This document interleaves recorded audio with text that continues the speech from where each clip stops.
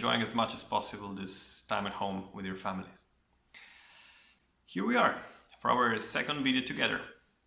In the first one, I told you a little bit about the itinerary of my journey in Latin America. This video is about the first part of my trip.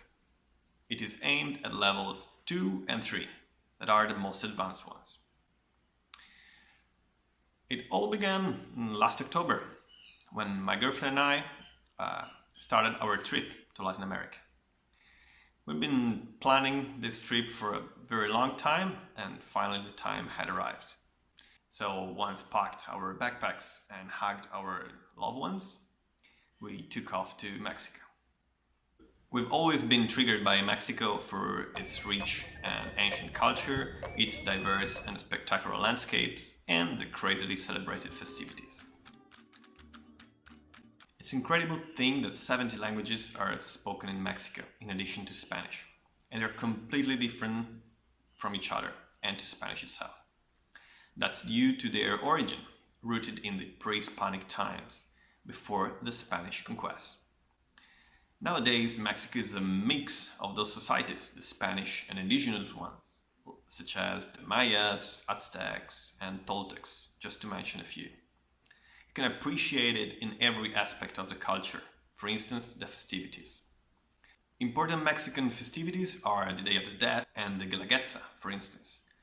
But Christmas is much celebrated too, with the traditional posada.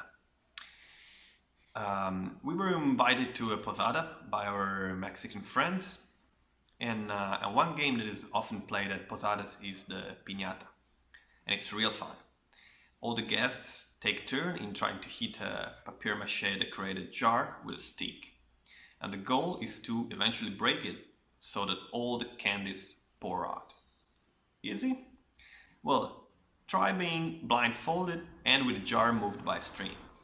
I assure you it takes some time and some fine skills, especially because you've just begun to digest the Christmas dinner. In return, we explained to our Mexican friends the Catalan tradition of the tío, and they absolutely loved to hit the log.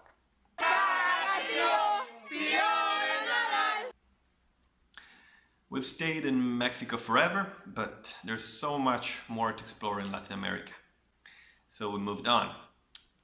Our second stop was far away in South America.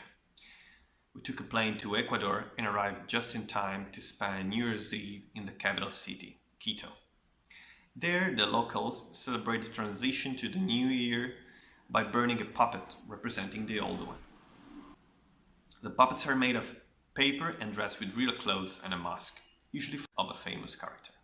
When midnight rings, all the puppets are set on fire to free the new year from the old one and to have a fresh new start. People dance around the burning puppets and jump over them. It's a very happy and reflexive moment. And for us, it was the way to embrace the new phase of our trip. The Amazon jungle was waiting for us.